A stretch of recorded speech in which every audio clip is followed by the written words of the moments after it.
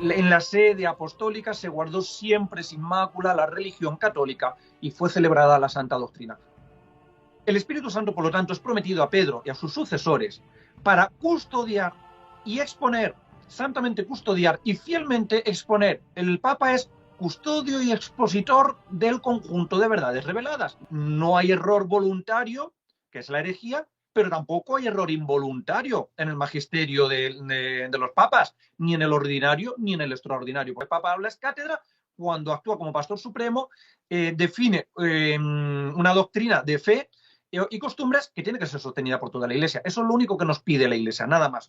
O sea, las definiciones del Papa son irreformables, sin necesidad de acudir al resto de los obispos, porque son infalibles por sí mismas, porque es el Papa, está asistido por el Espíritu Santo para enseñar la verdad. Dios no puede impedir hacer el mal a quien quiere voluntariamente hacerlo. Con la asistencia del Espíritu Santo lo que hace es que le salva de los errores involuntarios, porque en los errores involuntarios no está la libertad, no está el libre albedrío involucrado. Cuando un documento papal habla de cuestiones disciplinares propias del gobernador, propias del legislador o del juez, pues lo que es propio del juez y del legislador no es propio del maestro. Entonces, los documentos del juez y del legislador supremo no son magisterio propiamente dicho, porque no hablan de cuestiones de fe. Es infalible cuando define, cuando custodia y expone, cuando saca afuera una joya del depósito, del depósito de la fe, cuando saca una verdad y dice, vale, esto es así, esto es verdad. Ahí es cuando es infalible, cuando define, no cuando opina. O sea, el Papa no es impecable, el Papa puede pecar, no está prohibido, no está impedido por Dios para pecar. El Papa puede pecar, puede cometer pecados, pero lo que no puede es enseñar errores, enseñar cuestiones contrarias al depósito de la fe. O sea, enseñando la verdad, Dios le inspira, lo asiste y lo protege del error involuntario en el cual no se ve involucrada la voluntad, la libre voluntad del ser, de la persona. Mientras que si un papa quisiera voluntariamente enseñar el error, Dios no le puede impedir en virtud del libre albedrío.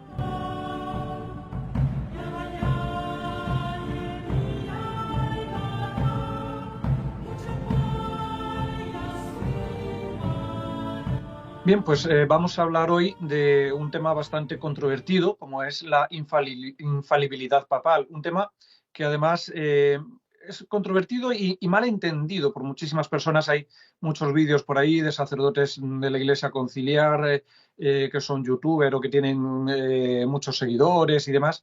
Pero al final ninguno da tampoco una explicación coherente de lo que es la infalibilidad papal. Terminan perdiéndose en mil explicaciones y todo pasa sobre todo por no acotar los términos desde su significado más puro y desde la etimología, desde el significado de las palabras. Hay que tener en cuenta que la Iglesia no inventa palabras normalmente, salvo conceptos concretos de la teología, como puede ser el término consustancial que surgió en Nicea, en el concilio de Nicea, en el año 325, para explicar la relación que hay entre el Padre y el Hijo de una misma sustancia, consustancial, que en griego se dice homoousios o musía, o musía o musios, misma sustancia, consustancial, decimos en consustantialem, decimos en latín, pero por lo demás normalmente la Iglesia usa términos ya definidos, que ya existen. Usaba el griego en los primeros concilios, luego se empieza a usar el latín. ¿Y por qué? Porque el latín precisamente es una lengua muerta, una lengua que no evoluciona el significado de las palabras. Lo de la Iglesia lo que hace es usar palabras ya formadas en la lengua latina, con un significado que es objetivo y que no cambia, que no varía. Entonces, no debemos buscar significados nuevos, tenemos que ir precisamente a la raíz, al origen de las palabras, como hicimos cuando hablamos del magisterio, intentando definir qué es magisterio, que es algo que todavía a día de hoy prácticamente casi nadie es capaz de hacer, porque dan definiciones vagas y no se van al origen. Y la palabra magisterio no evolucionó después de que la Iglesia la empieza a usar y usa un término en latín. Lo mismo pasa con el término infalibilidad. ¿Qué es la infalibilidad? Infalibilidad viene del latín infalibilis. Infalibilis, infalible, una infalibilidad sería infalibilitas, ¿no? Pero bueno, infalibilis o infalible es un término que está compuesto por tres términos, ¿no? Un prefijo negativo, in, la raíz, que es del verbo falere, y el sufijo, un sufijo de posibilidad, bilis. In quiere decir no, es negación, un prefijo negativo. El verbo falere quiere decir en latín engañar, equivocarse, fallar o caer. Por lo tanto, no cae, infallo, infalere, no caer, y bilis es sufijo de posibilidad, es decir, indica la posibilidad de no caer, o sea, la imposibilidad de caer. Imposibilidad de caer o imposibilidad de engañar o engañarse. O sea, literalmente, infalible, infalibilis, quiere decir, por lo tanto, lo que no puede fallar, lo que no puede equivocarse, lo que no puede caer. Eso quiere decir infalible, lo que no puede caer o equivocarse. Es, por lo tanto, una cualidad, la cualidad de no errar, una cualidad de no errar y, sobre todo, pues lógicamente, como vamos a ver, en conceptos de fe, ¿no? Que es el Papa, cuando decimos que el Papa es infalible en aquello que no va a caer. ¿Y en qué es lo que no va a caer? Pues en lo que Cristo le dijo a Pedro en el cenáculo: he rezado por ti para que tu fe no caiga. Entonces, Pedro es infalible, no cae en la fe, no cae en la fe. Para entender bien lo que es la infalibilidad papal, hay que conjugar básicamente dos dogmas: el dogma del libre albedrío y el dogma de la infalibilidad papal, teniendo en cuenta que además el dogma del libre albedrío es anterior a la infalibilidad papal. Anterior en tanto en cuanto, además, el libre albedrío el hombre lo tiene pues desde que Dios creó a Adán y Eva, mientras que la infalibilidad papal desde que Cristo le prometió la infalibilidad a Pedro y le dijo: tu fe no va a caer en el cenáculo. ¿Cómo compaginamos estos dos dogmas? Pues muy sencillo. El Papa es infalible cuando enseña la verdad. Cuando, queriendo enseñar la verdad y actuando como Maestro Supremo, está asistido, por lo tanto, por el Espíritu Santo para que pueda custodiar y exponer las verdades contenidas en el depósito de la fe. O sea, el Papa es infalible cuando enseña la verdad, pero el enseñar la verdad, el ser infalible enseñando la verdad, no hace que Dios impida al Papa enseñar el error voluntariamente. O sea, enseñando la verdad, Dios le inspira, lo asiste y lo protege del error involuntario, en el cual no se ve involucrada la voluntad, la libre voluntad del ser, de la persona.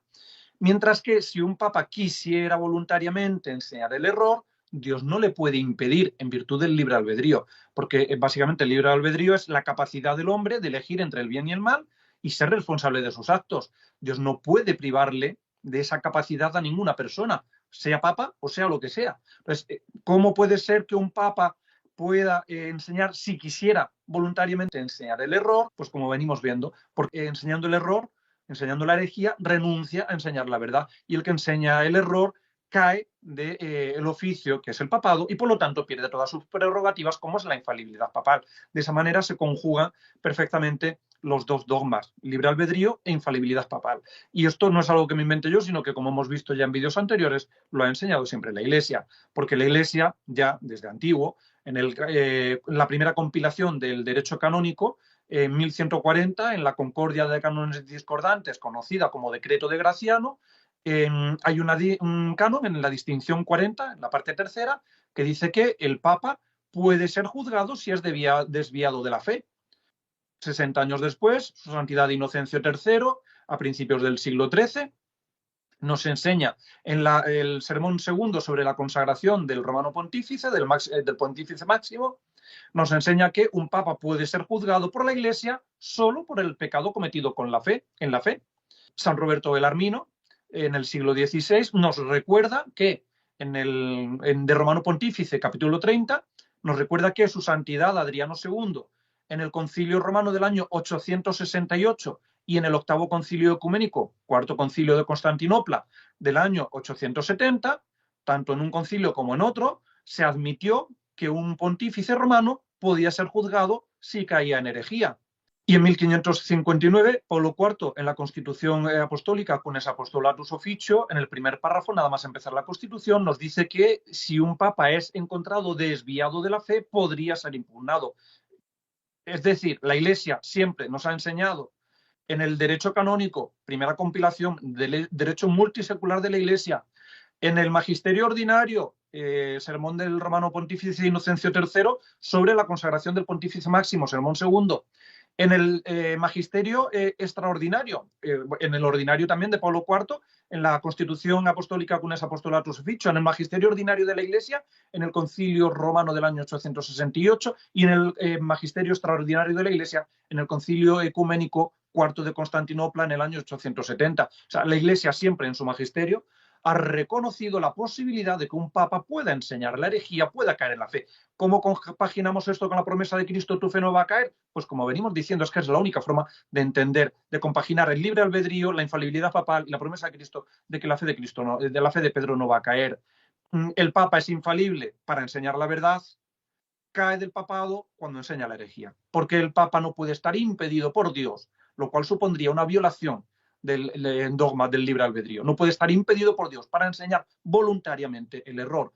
Es por eso que no podemos aceptar a ningún papa después de Pío XII, porque todos los que han venido después han enseñado el error y además de manera voluntaria, consciente y pertinaz y obstinada. Es imposible pensar que, como hemos visto en vídeos anteriores, las barbaridades que decían eran desde la ignorancia. No cabe ignorancia en los que se suponen que son papas a la hora de negar la unidad de la Iglesia o a la hora de decir que la Iglesia no tiene que predicar a los no creyentes, como dijo Wojtyla en el aula conciliar, o a la hora de decir que los musulmanes creen en el mismo Dios que los católicos, que es lo mismo un Dios trino con Dios unipersonal. No se puede presumir ignorancia en todas estas personas. Vamos a ver cómo nos explica la infalibilidad papal. El Concilio Vaticano I, que es donde precisamente se promulga este dogma, en concreto en la sesión cuarta del 18 de junio de 1870, en la Constitución Dogmática Pastor Eternus. Se trata, pues, del magisterio infalible del Romano Pontífice. Y en el número 1836 o 3065 en el Denzinger-Hunnermann nos dice lo siguiente. Ahora bien, que en el primado apostólico que el romano pontífice posee como sucesor de Pedro, príncipe de los apóstoles sobre toda la Iglesia, se comprende también la suprema potestad de magisterio. Suprema potestad del magisterio es que el magisterio, por lo tanto, es efectivamente una potestad o una autoridad. El magisterio es lo propio, como decíamos en el vídeo anterior, lo propio del maestro, lo que está relacionado con el maestro. ¿Qué es lo propio del maestro? Enseñar. Por lo tanto, para enseñar necesita poder enseñar, necesita autoridad para enseñar. El magisterio es esa autoridad como maestro para enseñar, la suprema potestad del magisterio, de aquello que está relacionado con el maestro. Vemos a continuación en el siguiente numeral del Denzinger que nos dice nos dice lo siguiente. En efecto, los padres del Concilio IV de Constantinopla, siguiendo las huellas de los mayores, publicaron esta solemne profesión. La primera salvación es guardar la regla de fe, la regla de la recta fe. Claro, porque como decíamos en el vídeo anterior, hace falta creer para salvarse, lógicamente, creer que Cristo es Dios y que el Padre lo envió. Y como no puede pasarse por alto la sentencia de nuestro Señor Jesucristo que dice, tú eres Pedro, sobre esta piedra edificaré mi iglesia, esto que fue dicho se comprueba por la realidad de los sucesos, porque en la sede apostólica se guardó siempre sin mácula la religión católica y fue celebrada la santa doctrina. No deseando, pues, en manera alguna separarnos de la fe y doctrina de esta sede, esperamos que hemos de merecer hallarnos en la única comunión que predica la sede apostólica, en que está la íntegra y verdadera solidez de la religión cristiana. Esto lo dijeron, por lo tanto, los padres del Concilio IV de Constantinopla. En la sede apostólica se guardó siempre sin mácula la religión católica y fue celebrada la santa doctrina. Por lo tanto, si siempre ha estado guardada sin mancha en la sede apostólica, no puede ser que haya habido papas herejes, como algunos pretenden vanamente justificar o alegar para justificar que los supuestos papas después de muerto Pío XII sean herejes y puedan seguir siendo papas. Son herejes en el magisterio ordinario, como dicen algunos, que ya hemos visto, pero no en el extraordinario. No, esto es una barbaridad porque aquí nos dice precisamente el Cuarto Concilio de Constantinopla que la sede apostólica se guardó siempre sin mácula la religión católica. En la sede apostólica, por lo tanto, no hubo mácula a ningún nivel, ni en el magisterio ordinario ni en el magisterio extraordinario. Continúa diciendo la Pastor Eternus en Denzinger 1836, Denzinger-Hunnermann 3069.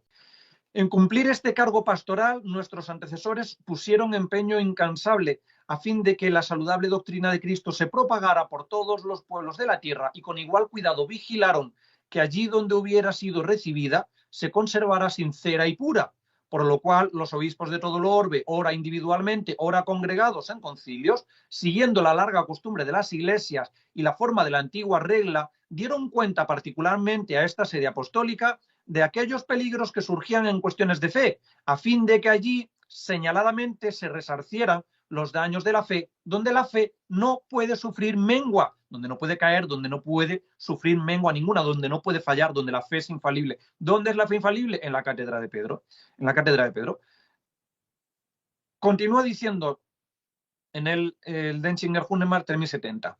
Más adelante, no fue prometido a los sucesores de Pedro el Espíritu Santo para que por revelación suya manifestaran una nueva doctrina, sino para que con su asistencia, con la asistencia del Espíritu Santo, santamente custodiaran y fielmente expusieran la revelación transmitida por los apóstoles, es decir, el depósito de la fe, el depósito de la fe. Y ciertamente la apostólica doctrina de ellos, todos los venerables padres todos los venerables padres la han abrazado y los santos doctores ortodoxos venerado y seguido, sabiendo plenísimamente que esta sede de San Pedro permanece siempre intacta de todo error, según la promesa de nuestro divino Salvador hecha al príncipe de sus discípulos. Yo he rogado por ti, a fin de que tu fe no desfallezca, y una vez convertido, confirma a tus hermanos.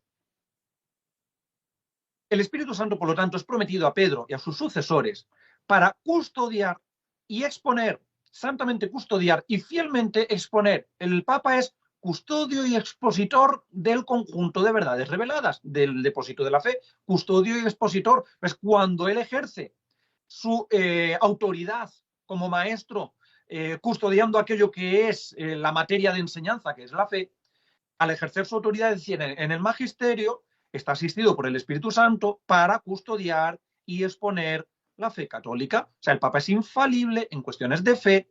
Cuando hablamos de fe y de moral, ¿por qué hablamos también de moral? Pues porque la moral es la aplicación de la fe a la vida.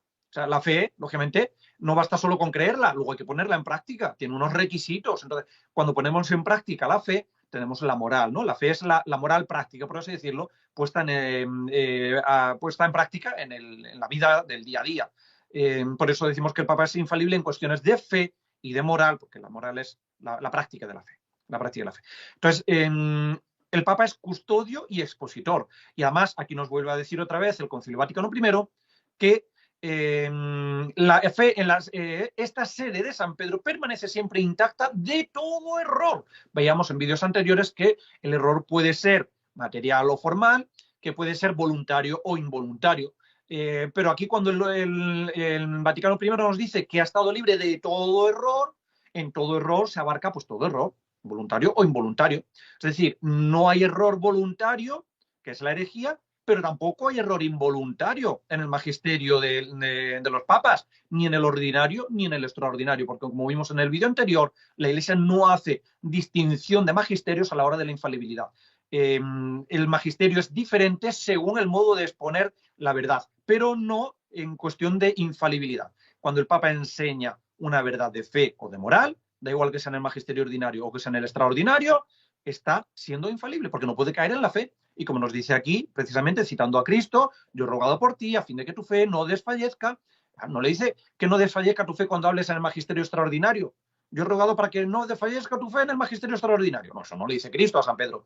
Ni Cristo hace la distinción de magisterio ordinario y extraordinario. Esta distinción es una distinción ya muy tardía y sobre todo ya de la Edad Media, cuando empiezan a aparecer a diversificarse los diferentes documentos papales y demás, y empieza a aparecer diferente manera de enseñar la verdad, de manera solemne, de manera más ordinaria. Pero esto es una división bastante tardía. El magisterio es lo que está relacionado con el maestro. Y cuando el maestro enseña, con su autoridad de enseñar, es infalible. Esto es lo que nos ha enseñado siempre la Iglesia y lo que estamos viendo continuamente.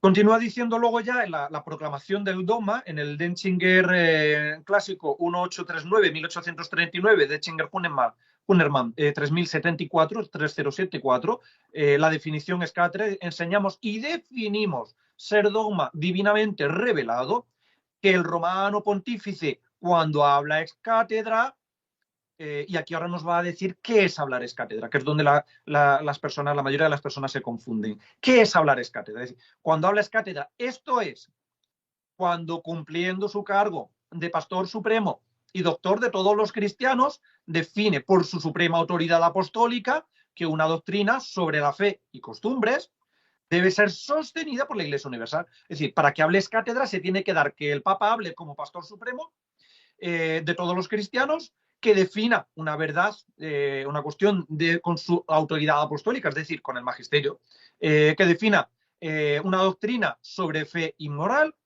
y que tiene que ser tenida por toda la Iglesia universal, sostenida por toda la Iglesia. No dice que tenga que ser enseñada a toda la Iglesia, sino que tiene que ser sostenida por toda la Iglesia universal, porque como ya dijimos en el vídeo anterior, la fe en sí misma es universal, porque es el conjunto de verdades reveladas por Dios necesarias creer para salvarse. No existe en la Iglesia Católica una fe particular, no existe una fe individual, no existe una fe para personas concretas.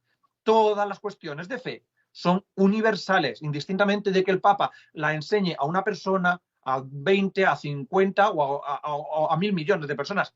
Eso es lo de menos. Mientras sea una verdad de fe, aunque esté enseñada en un documento, en una carta dirigida a una persona, como vimos en el vídeo anterior, como ocurre con la proclamación del dogma de la doble naturaleza de Cristo, humana y divina, San León lo proclama, lo define precisamente en una carta dirigida a un único obispo, el patriarca de Constantinopla, carta de San León a Flaviano. Ahí ya él está enseñando, está definiendo la doble naturaleza de Cristo. Y es una carta del magisterio ordinario, porque es una carta dirigida a una única persona.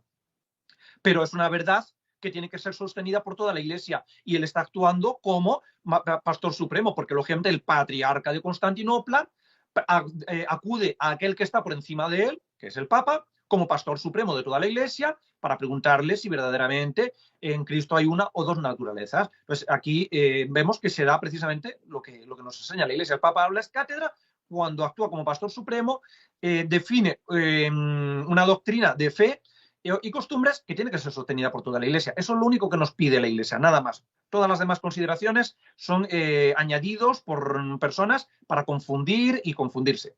Continúa diciendo, por lo tanto, que es el romano pontífice cuando habla es cátedra, esto es, por la asistencia divina que le fue prometida en la persona del bienaventurado Pedro, goza de aquella infalibilidad de que el Redentor divino quiso que tuviera provista su Iglesia en la definición de la doctrina sobre la fe y las costumbres, y por lo tanto que las definiciones del romano pontífice son irreformables por sí misma, no por el consentimiento de la Iglesia.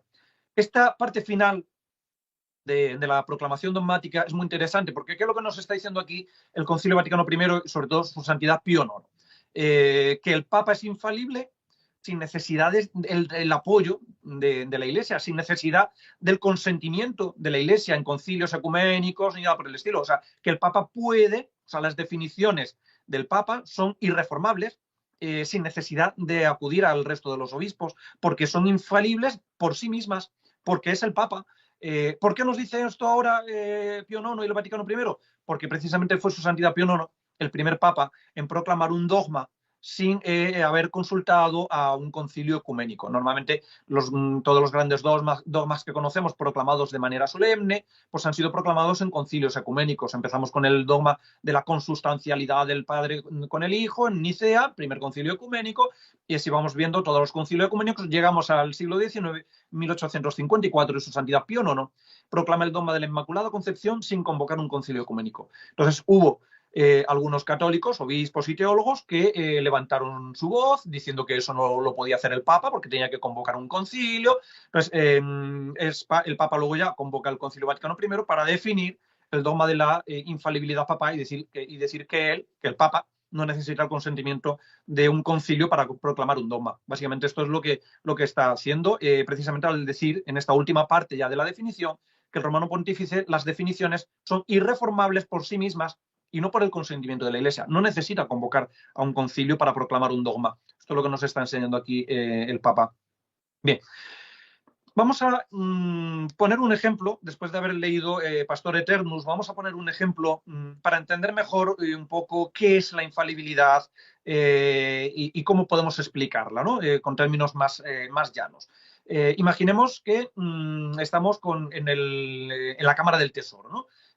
Un rey tiene pues, la cámara del tesoro con las joyas de la corona, con todas las joyas, y esa cámara está siempre custodiada por un guardián. Entonces, cuando va a elegir a un guardián o pone a un guardián de la cámara, el rey emite un certificado después de haber evaluado a ese guardián y haberlo hallado apto para tal efecto, pues él emite un certificado en el que dice que todas las joyas que el guardián muestre, que saque del depósito, todas las joyas que saque del depósito y las muestre, son joyas auténticas de la corona. Y entonces certifica que todo lo que enseñe ese guardián, que saque de dentro del depósito, son joyas auténticas.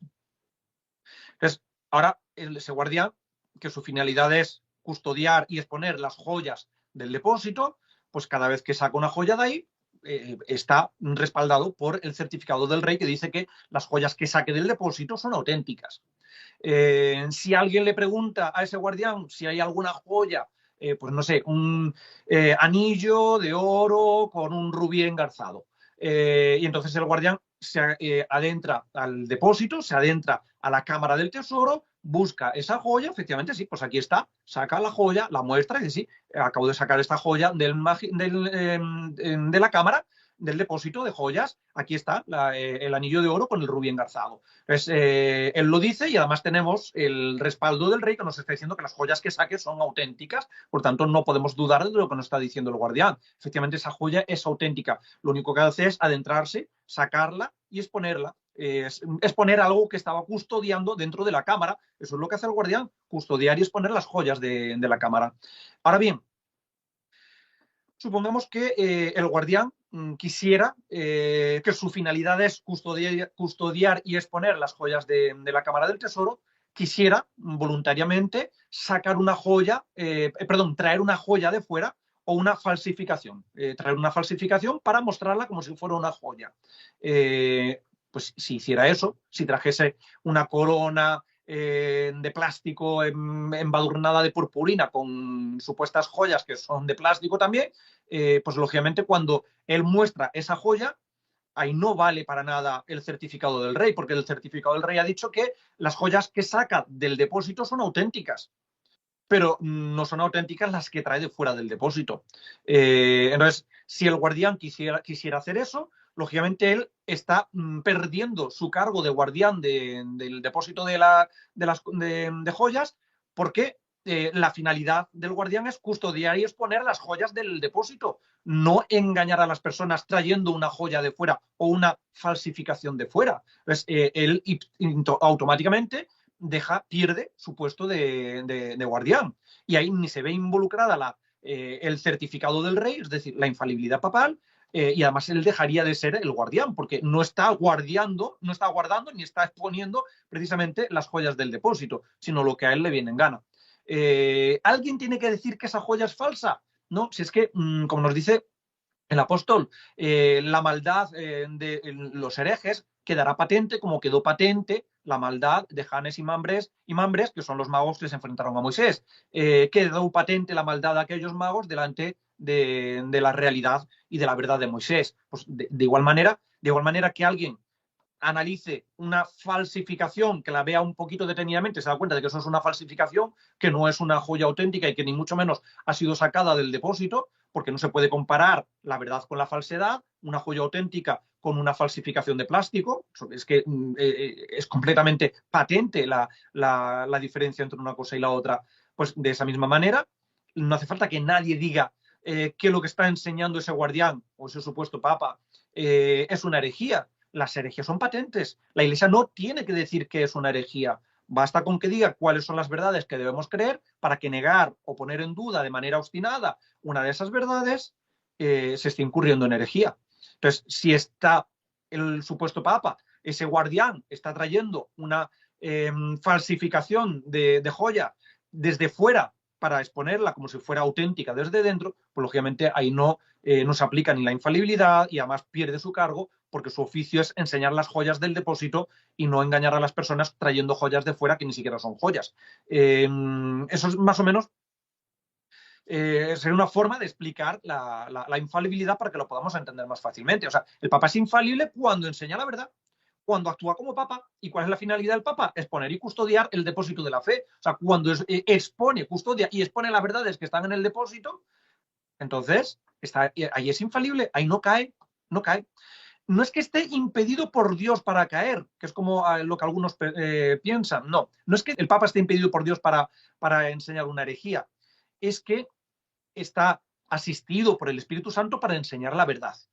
Ahora, si Dios impidiese al Papa enseñar el error de manera voluntaria y consciente, estaría impidiendo a una persona caer en pecado y por lo tanto se estaría violando el dogma del libre albedrío.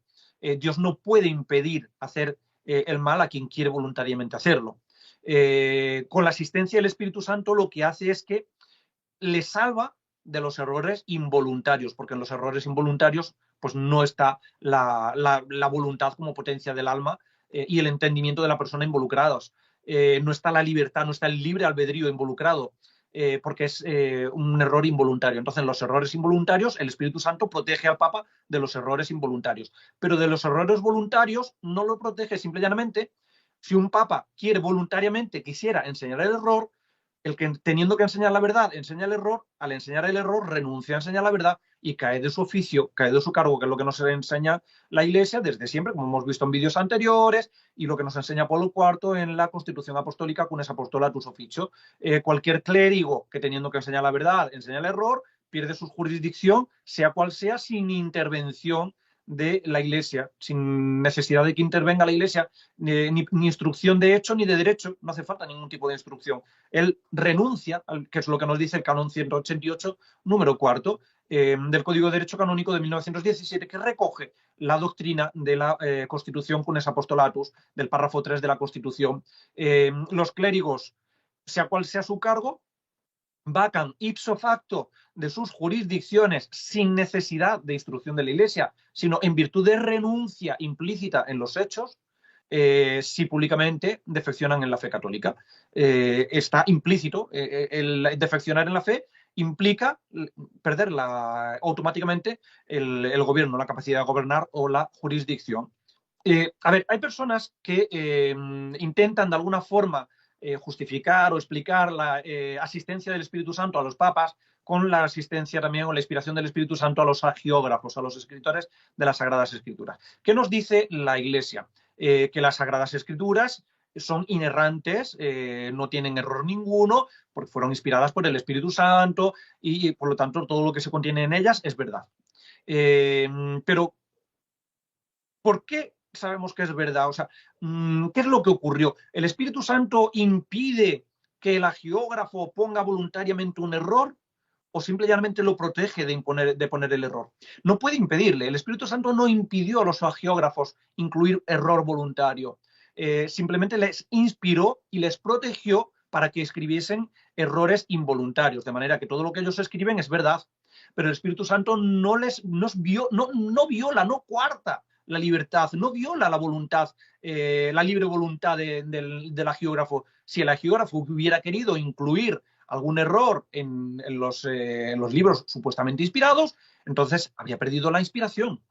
Habría perdido la inspiración. Tales, por ejemplo, hay muchos casos, hay algunos libros que antes de cerrarse el canon de la Biblia, el número de libros que compone la Biblia, pues había libros que eran considerados como inspirados, por ejemplo, el Pastor de Hermas o el libro de Enoch.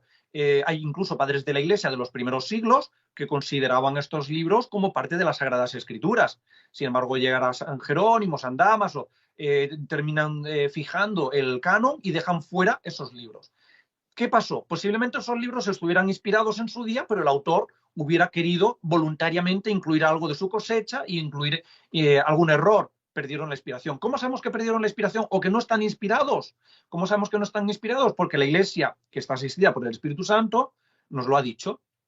San Agustín, por ejemplo, nos dice que él cree en la Biblia por la autoridad de la Iglesia, porque la Iglesia le ha dicho cuáles son los libros, porque en tiempos de San Agustín había otros libros precisamente que se consideraban en su día inspirados y parte de las Sagradas Escrituras. Pero en el momento en el que el Papa zanja cuál es la lista de libros inspirados, Pues San Agustín y otros padres desecharon los que no estaban inspirados, los que el Papa o la Iglesia decía ya que no estaban inspirados. Entonces, San Agustín nos dice que creó en la Biblia por la autoridad del Papa, por la autoridad de la Iglesia. O sea, no por otra cosa, sino porque el Papa me lo dice.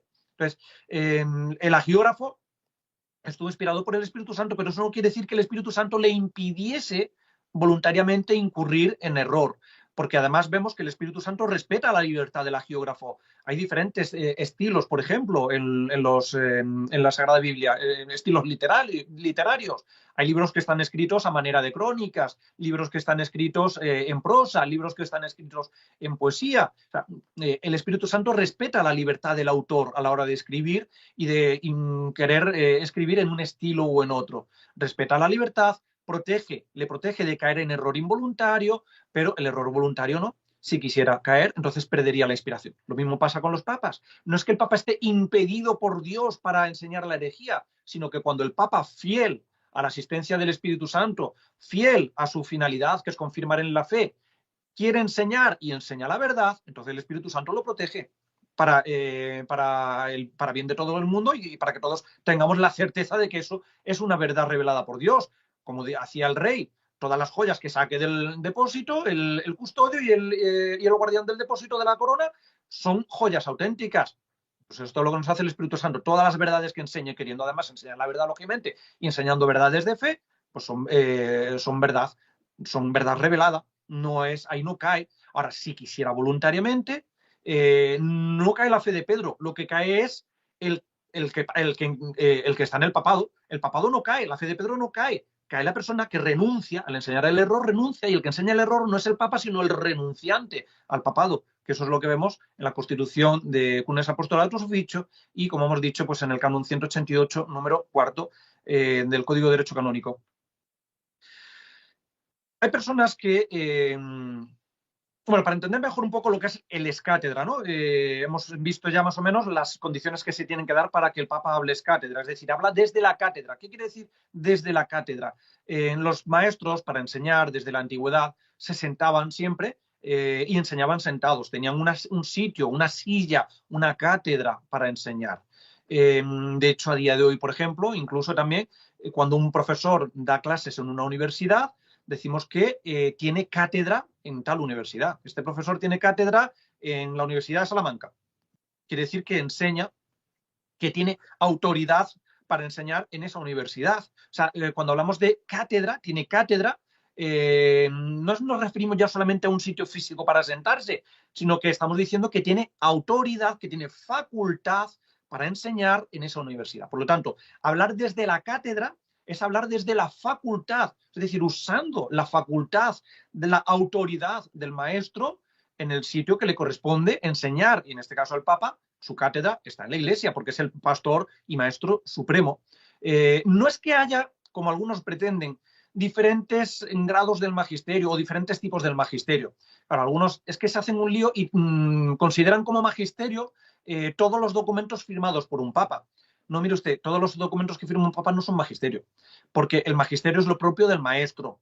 Y el Papa, como dijimos en el vídeo anterior, es maestro supremo, es supremo pontífice y es supremo gobernante, juez y legislador supremo. Juez y legislador. Entonces, magisterio es solamente aquello que está relacionado con la finalidad del maestro, con lo que es propio al maestro.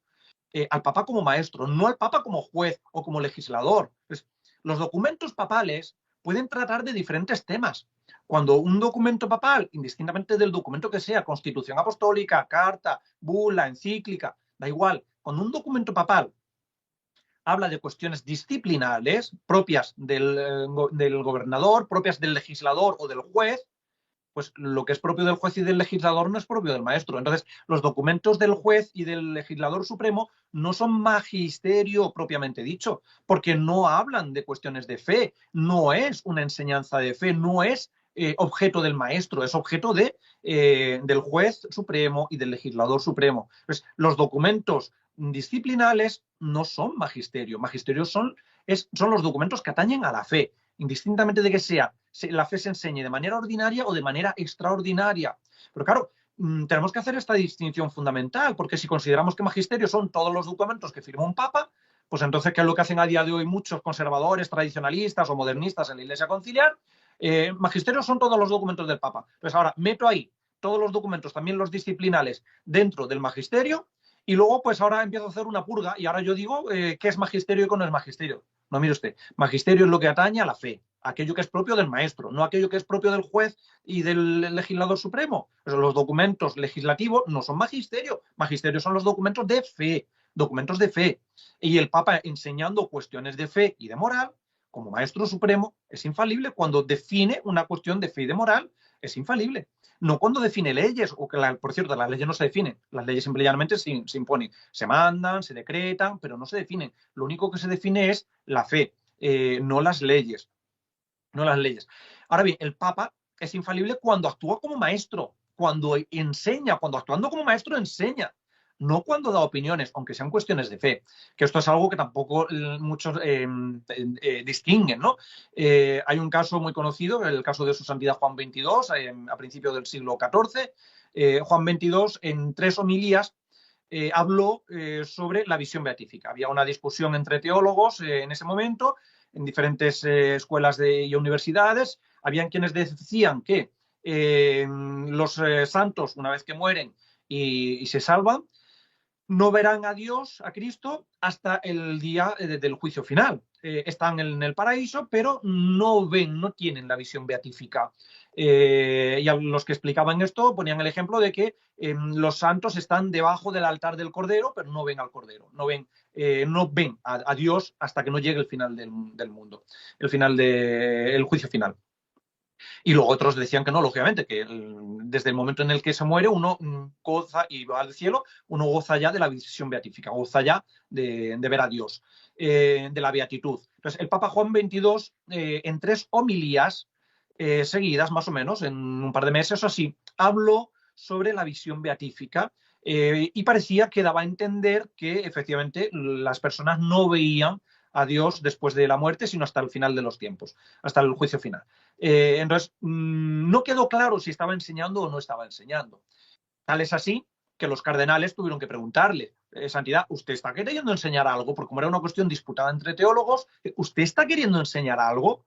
Y entonces el Papa dijo, no, no estoy queriendo enseñar.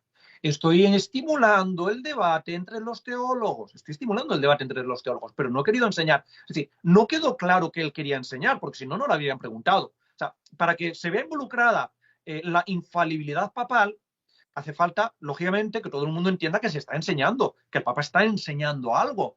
Pero en este caso, que era una opinión, él no estaba enseñando. Como él mismo dijo, Juan XXII, no estoy enseñando, estoy estimulando el debate entre los teólogos. El mismo Papa, además, organizó una comisión para estudiar el tema y sacar una doctrina ya definitiva. Lo que pasa es que justo murió, no le dio tiempo de proclamar el dogma de la visión beatífica, él muere y en el lecho de muerte él ratifica ya la comisión pontificia que él había organizado, había llegado a la conclusión de que efectivamente los santos ven a Dios después de la muerte, los que están ya en el cielo, gozan ya de la visión beatífica, y entonces Juan XXII además en su lecho de muerte se ratifica diciendo que él ha enseñado y ha querido siempre firmemente lo que la Iglesia enseña, que los santos gozan de la visión beatífica desde el momento de la muerte. Juan XXII no fue hereje como algunos pretenden, ni enseñó ninguna herejía, ni comprometió su infalibilidad en ningún momento, porque él no definió nada cuando en aquellas homilías. Simple y llanamente él, como él mismo dice, estoy estimulando el debate entre los teólogos. Él luego diligentemente organizó una comisión pontificia y, aunque no le dio tiempo de proclamar el dogma, su inmediato sucesor, Benedicto XII inmediatamente, tomando las conclusiones de la comisión pontificia creada por Juan XXII, lo que hace es proclamar el dogma de la beatitud, de la visión beatífica.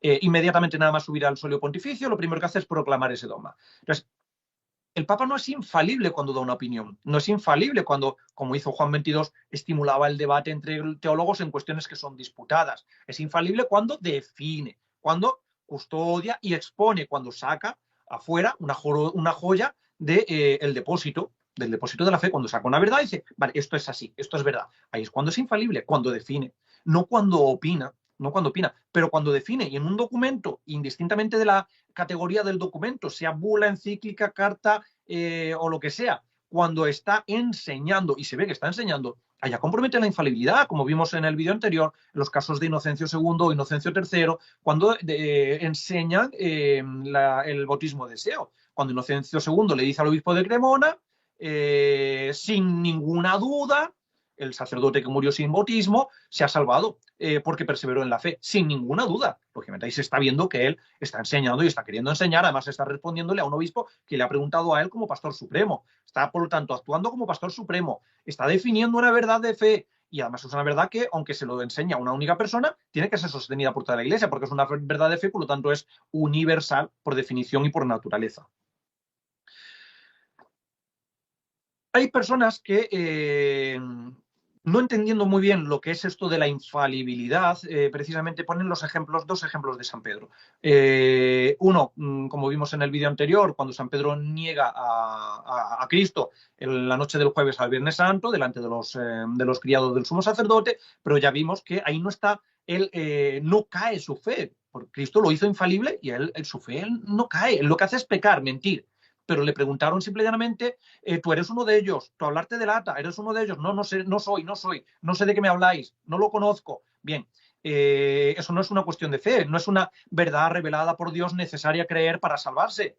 Pedro lo que hace es mentir, porque le están preguntando por su relación personal directa con Cristo, pero la relación personal de Pedro con Cristo no era un objeto de fe, no es cuestión de fe, por lo tanto él ahí no cae su fe, él miente por miedo, por miedo a perder la vida. Él miente y además miente con el pecado, con el agravante además de escándalo. Fue un pecado mortal sin duda, pero ahí no cayó su fe. Por lo tanto, no se ve involucrada la infalibilidad de Pedro en las negaciones del Viernes Santo. Tampoco se ve involucrada la infalibilidad de Pedro en el famoso incidente de Antioquía.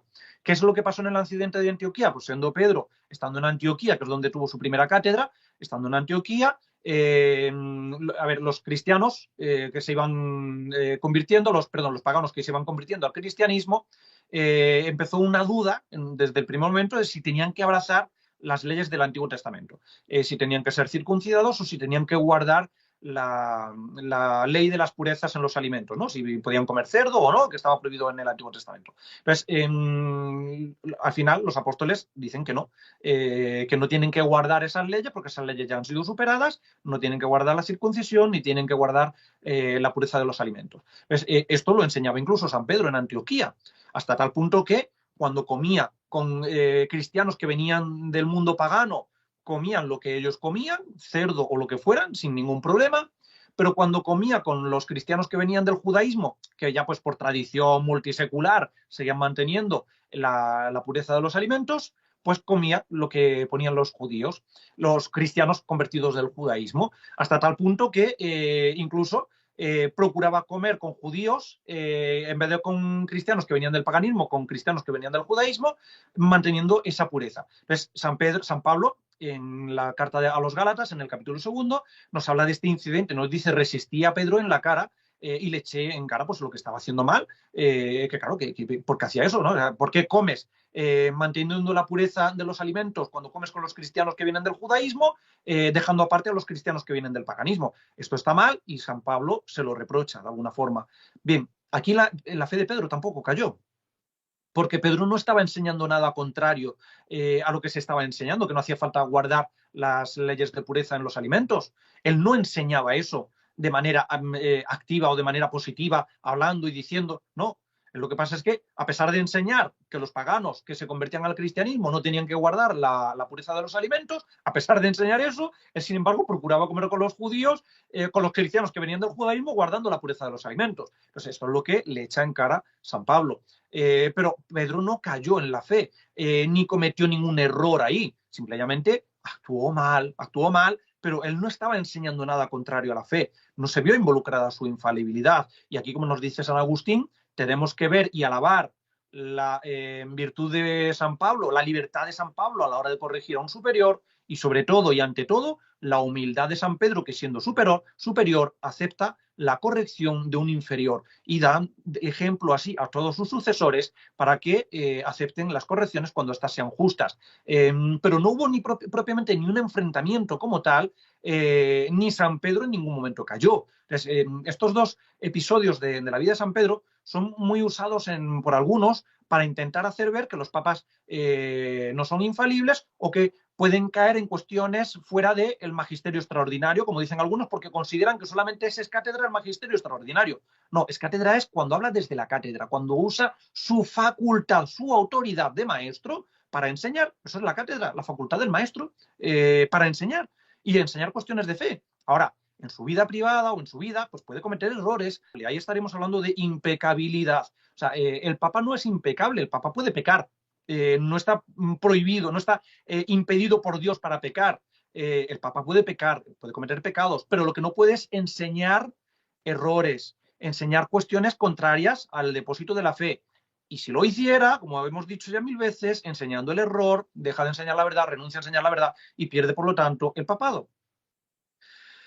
El dogma de la proclamación precisamente del dogma de la infalibilidad papal fue un dogma muy controvertido. Ya en el siglo XIX, en 1870, cuando se proclama, pues estaban muy divididas las opiniones. Había quienes opinaban que efectivamente el Papa podía caer en cuestiones de fe, había quienes opinaban que no, hasta que al final se proclama el dogma. Después de proclamarse el dogma, incluso hay algunos que siguen manteniendo que el Papa puede pecar. Entonces se produce un cisma, que es el cisma de los veterocatólicos, que se llama, católicos antiguos, que venían ya de Utrecht, de una secta jansenista, puritana y demás. Bueno, pues todos aquellos que no aceptaban la infalibilidad papal, de alguna forma terminaron en los jansenistas de Utrecht y se conforma lo que es el cisma y la herejía veterocatólica, los veterocatólicos. Bueno, pues esto lógicamente dicen que el Papa puede caer en la fe. Entonces, había algunos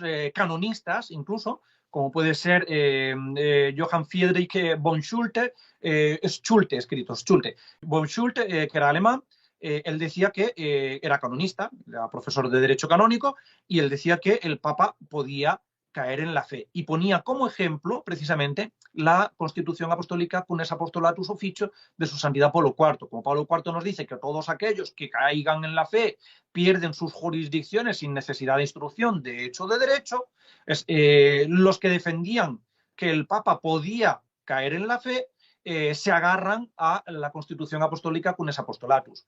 Y entonces algunos teólogos y canonistas que defendían la infalibilidad papal, como el obispo Joseph Fessler o el cardenal Joseph Hergenroder, que eran también alemanes, pues de alguna manera, para oponerse a los que defendían que el Papa podía caer en herejía, arguyendo la Cunes Apostolatus Officio, pues Monseñor Fessler y Monseñor Herrenroder dicen que es que la Cunes Apostolatus Officio es solamente una bula, una constitución de cuestiones disciplinales, y ahí no se ve afectada la infalibilidad del Papa.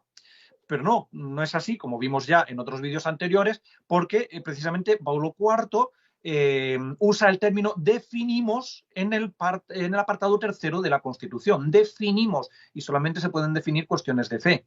Que lo que pasa que si es cierto que la Constitución con ese apostolatus officio lo que hace es renovar e implementar las penas contra los herejes, cismáticos y apóstatas. Pero no solamente renueva o aumenta penas, sino que además incluye la pérdida de la jurisdicción, de la jerarquía, sin necesidad de instrucción de hecho de derecho. Tanto Fessler como Herrenroder opinaban que incluso esa constitución no estaba en vigor, pero esto fue a finales del siglo XIX, antes de la codificación del derecho canónico de 1917. Hay que tener en cuenta que antes de 1917, antes de que se esquematice, se codifique el derecho canónico de la Iglesia, el derecho estaba recogido en un montón de compilaciones, decretales, etcétera, etcétera.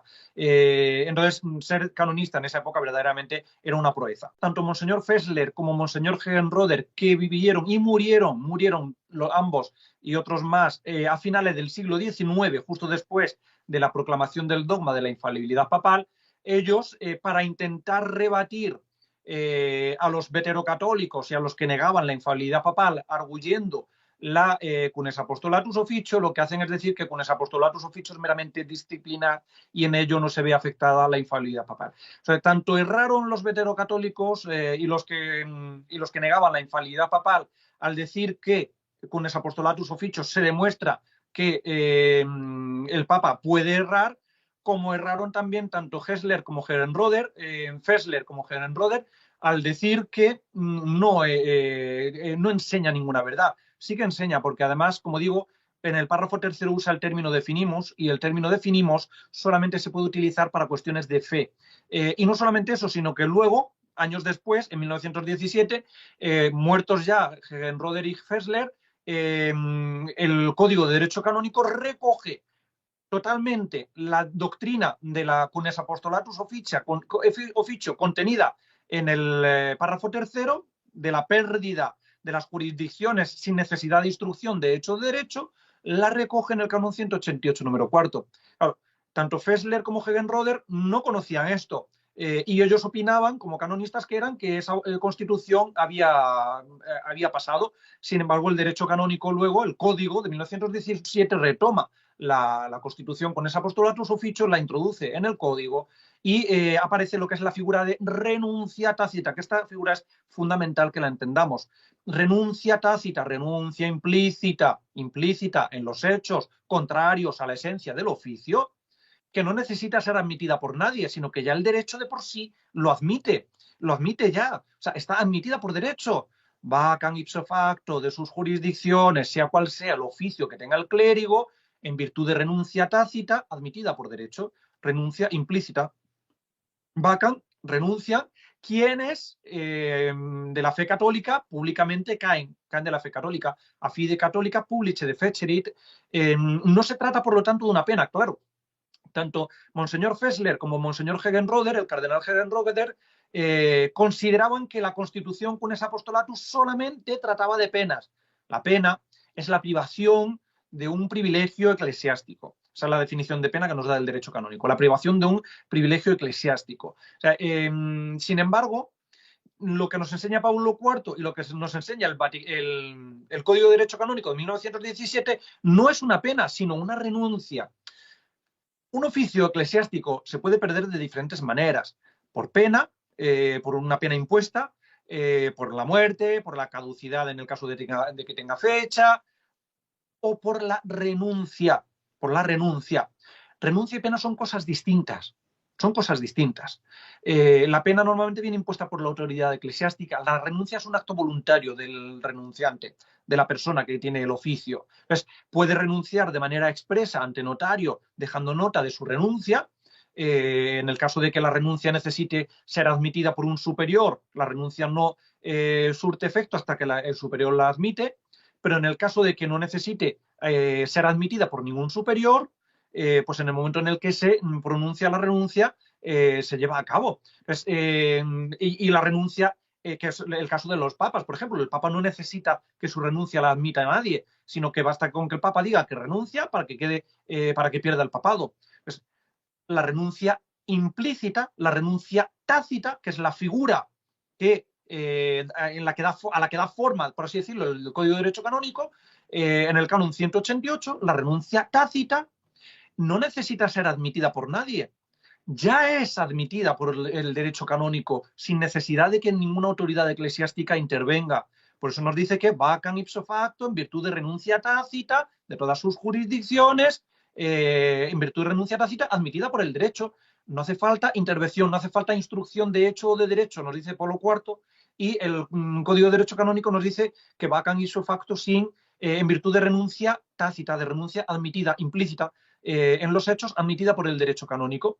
Claro, o sea, Pablo IV lo que nos está enseñando, aunque él no le llama renuncia tácita, nos está hablando de una especie de autodeposición, que no es una pena, sino que es una deposición automática personal que hace la persona que se depone. O sea, esto es una renuncia.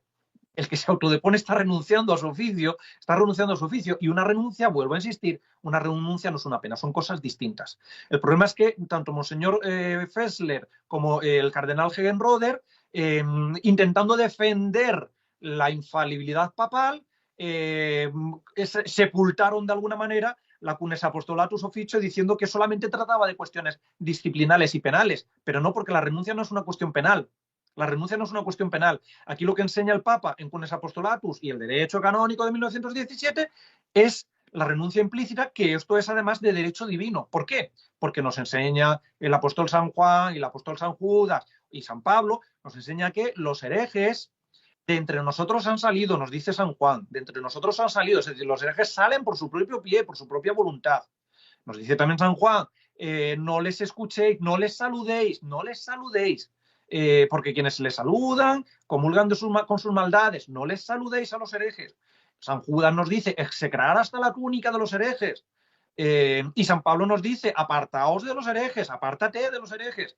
Entonces, es imposible que yo tenga que obedecer o que se mantenga una relación de jurisdicción entre un superior y un súbdito cuando por voluntad divina, por imperativo divino, tengo que ignorar y execrar a una persona. Es incompatible. El ignorar es incompatible con obedecer y con estar sometido a. Yo no puedo estar sometido a quien tengo que ignorar. Es una contradicción interminis. Entonces, ahí vemos efectivamente que lo que nos enseña la Sagrada Escritura se ve reflejado en la Constitución Apostólica Cunes Apostolatus Officio, porque claro, si tengo que execrar, si tengo que apartarme de, si tengo que ignorar a quienes teniendo un cargo o un oficio en la Iglesia incurren en herejía, pues es porque han perdido su jurisdicción. Pablo IV, es porque han renunciado a su jurisdicción. Código de Derecho Canónico de 1917, Canon 188, número 4, que es lo que venimos diciendo en todos los vídeos y no me cansaré de repetir.